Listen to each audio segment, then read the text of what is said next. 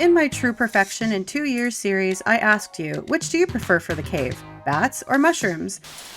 Oh, and Demetrius is here, and he's come to do something with the cave. What would you prefer, mushrooms or bats? This is, I think, like a controversial issue for Stardew Valley.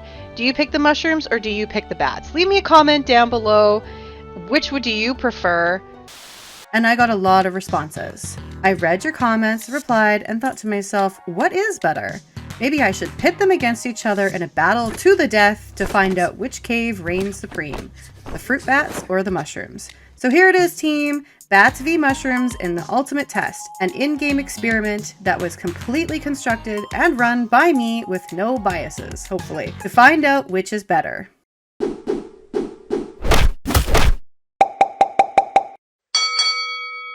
The experiment is laid out as thus. I will start one farm and get the cave unlocked as fast as I can. Then save and start a new farm with the same settings, also unlocking the cave as fast as I can. On one farm we'll have mushrooms and on the other bats. Then the only thing I'm going to do in the game is collect from each cave every day and put those items into a bin. I'll also check and record the luck for the day. At the end of spring, we'll look into those bins, compare luck from each game, then judge them on a number of areas. We'll look at the total items acquired, the amount of gold each bin is worth, fulfilling bundles for the community center, helpfulness with townsfolk, and the energy it provides. Let the battle begin! Thanks, voiceover me. Here we are at Bat Farm. And this is a 2-for-1 video, actually, because I've typed in the name of my character as bracket166, bracket857. To see if you still get items when people use your name, when it's the bracket item bracket. Let's go introduce ourselves to get some money. Oh, right. The cave opens up when you've reached 25,000 total earnings. So I'm going to need to sell 25,000 worth of gold before I can even use the cave. Let's see if Shane will use our name. Nope. All right. Good talk. So Pierre should use our name. And it does still work. So I got a treasure chest and a tiger slime. I need more than that to get the cave unlocked. Marnie, you also use my name, don't you? No, you don't. Lewis? Caroline, you're the one. Great, so after having talked to Pierre and Caroline, I got my 2 treasure chests and my 2 tiger slimes. And that should be over 25,000, so we'll go ahead and sell it. And hopefully Demetrius will come to us in the morning. I'm also just gonna spend some time cutting down trees because I need a bin.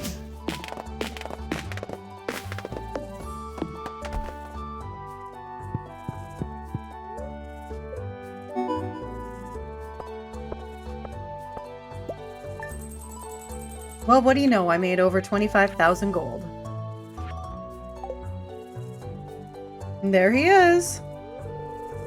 I mean, he said my name. Hi. Yes, spare me the technical mumbo jumbo and pick. Should I have bats or mushrooms? Well, this is the bat farm, so we're gonna go with bats. Well, there we have it. We've unlocked the cave. So nothing will start today. It'll start spawning tomorrow. I've got 2 bins here. This black bin is for the cave. Everything I pick up, I will record the luck and then I will put it into this bin here. And this is just my random other stuff bin. I'm going to clear out just a little bit up here so that it's easier to walk around. While I'm clearing this out, why don't we go ahead and check in on the mushroom farm. Well, hello there. Here I am over at the mushroom farm. I'm going to go talk to Pierre and I'm going to talk to Caroline and I'm going to get those item IDs to spawn me the same items. Thanks for saying my name. And thank you, Caroline, for saying my name. Okay, there's the money I need to get Demetrius to give me the cave. I'm going to spend the rest of this day clearing out the area like I did on the bat farm.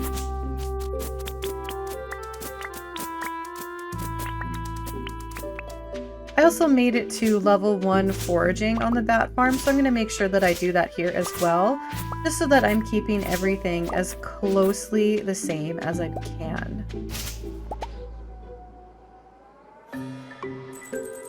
And now I should walk outside and run into Demetrius. There he is. Blah, blah, blah. Blah, blah, blah, blah. Going with mushrooms on this one. Alright. I got my random bin here for all my extra stuff. Got my mushroom bin right here. The mushrooms have a chance of spawning 6 of any mushroom every other day. I'm going to finish clearing out this area and leveling up my foraging to level 1. And then I'll go to bed. There it is. Now that this map and the bat farm are also set up, let the experiment begin. Let's go!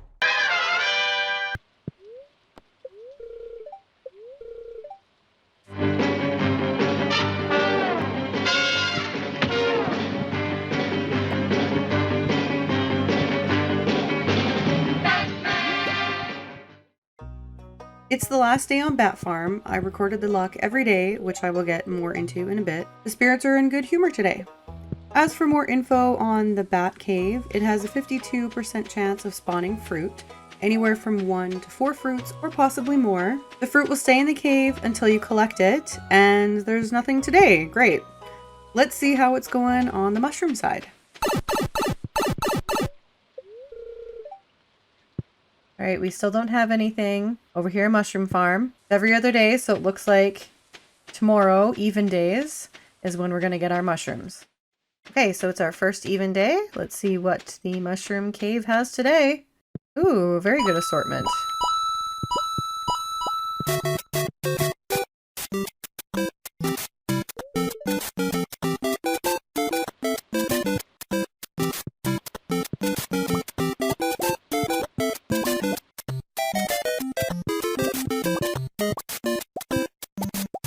It's the last day on the mushroom farm. This will be my last collection, and a few more details over here on the mushroom cave.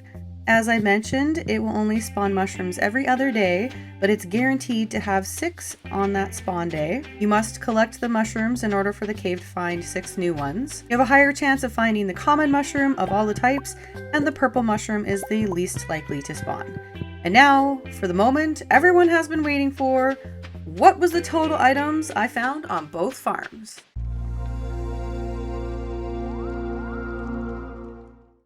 Let's take a look at the Fruit Bat Cave items. I'm just going to hit the organization button. Looks like 5 blackberries, 1 orange, 1 peach, 2 pomegranates, 9 salmon berries, 3 spice berries, and 5 wild plums, for a total of 26 items. And now to sell them all.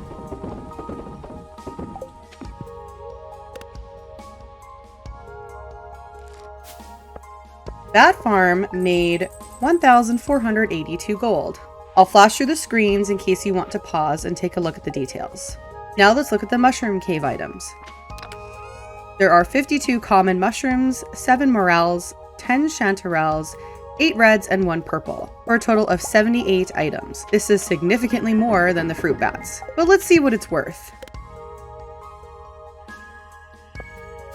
The total gold for mushrooms is 5,580 gold. So again, much higher than the fruit bats. Now would be a really good time to talk about luck, how I recorded it, and how it affected the 2 maps. Every morning I got up and checked the luck and then recorded it on a scale of 1 to 5. 5 being the best possible luck score, 1 being the worst, 3 being a completely neutral day, 2 was when the spirits were kinda cranky, and 4 was when the spirits were feeling kinda helpful. Because there were 26 days of collecting from the caves, multiplied by the best luck, which is 5, the total possible best luck was 130. But what did the farm score? That farm scored 72 luck out of the possible, but not probable to ever happen, 130. However, the mushrooms? They had a better luck score seed. It got 87 out of 130. Accidentally, the mushrooms crushed the bats in luck too. But I decided that I should even out the scale and sent my bat farmer back to the caves for some extra free days of collecting until the luck was even for both. I spent 5 days back on the bat farm, found 4 more items and sold them.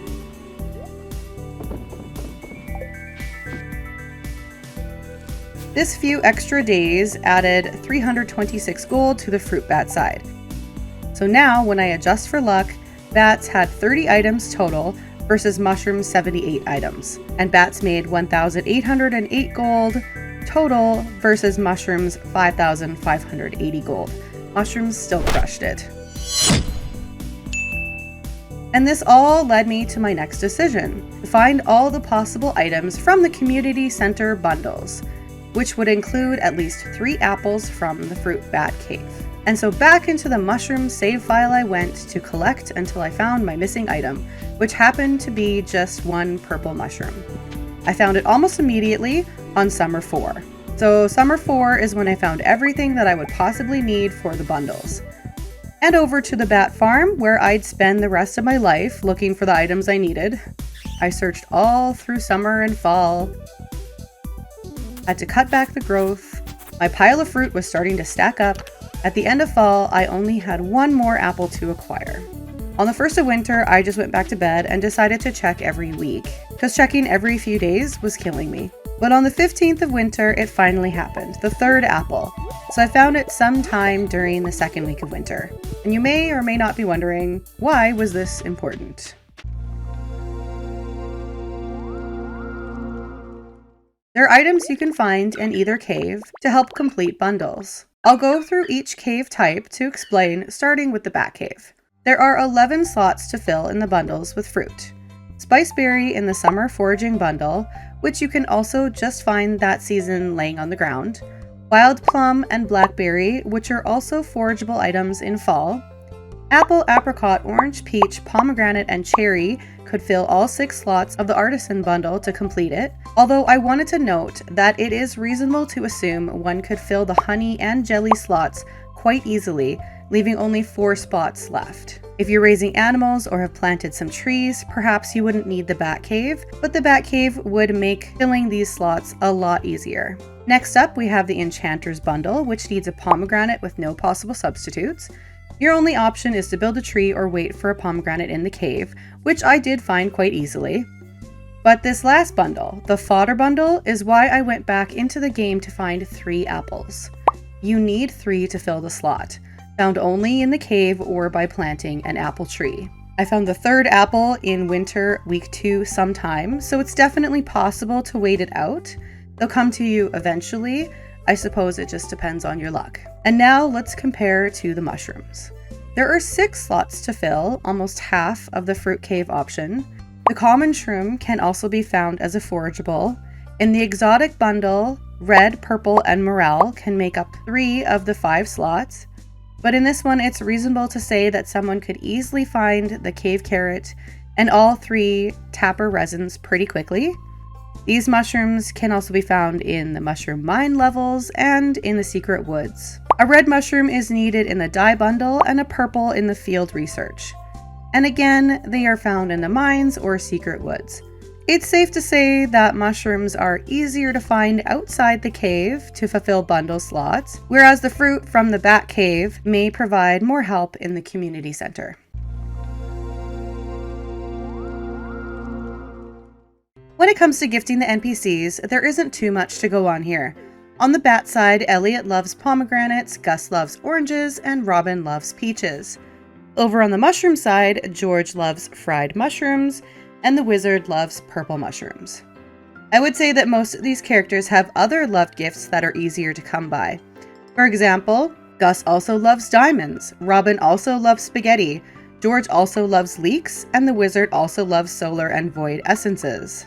In my opinion, these are relatively easy items to come by in the numbers you'll need to build friendship.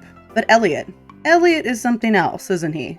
Pomegranate is, to me at least, one of his easy items.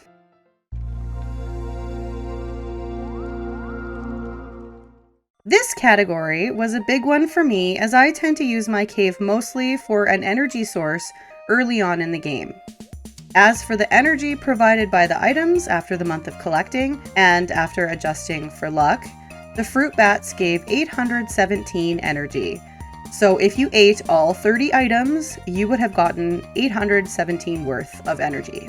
The mushrooms with the 78 items, excluding the red mushrooms because you shouldn't eat those, they are horribly poisonous. Graham, watch out! A poisonous snake! It provides a whopping 2,991 energy. Just that 1 month of collecting mushrooms.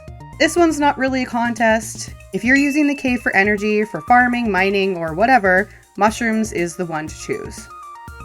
Would you like some more data? No? You're getting it anyway. Here are a few more numbers for you. The bats had 15 days where I found fruit in the cave and 15 days of nothing, after adjusting for luck. The mushrooms were 13 days of mushrooms and 13 days of nothing. With bats, I reached level 2 foraging on summer 18, and with mushrooms, I reached level 2 of foraging on spring 20. Much earlier, just saying. Now let's look at the overall score. Numbers of items found. Mushrooms won this category, but this is not entirely relevant too much in the game, so more importantly, gold earned. Definitely goes to the mushrooms. Community center bundles. Can go either way, but there is a moderate advantage for the bats, especially depending on luck, but I wouldn't depend on this if you needed to get the community center done in year 1, just in case. Townsfolk helpfulness, slight advantage for the fruit bats. Energy provided, another win for the mushrooms by a lot, actually. So it would seem like the mushrooms won. I'd love to crown mushrooms the winner because it is my preferred cave type, and I think according to this experiment I could, but I'm not going to, just because I think it depends on what you're going for in the game. If you're looking for help with friendship, neither are really going to make a big difference, but the fruit bats are slightly better. If you're looking for help with the bundles and are okay with taking it slow and possibly waiting longer, the fruit bats are the way to go. If you're looking to make money early or use the items for energy, mushrooms are the best bet. But you let me know, which do you prefer and why? Who do you think is the winner here? And that is all for today, team. If you've enjoyed the video or found it helpful, please like and share it with a friend. Hit the subscribe button for more gaming content. Thanks so much for watching. Bye!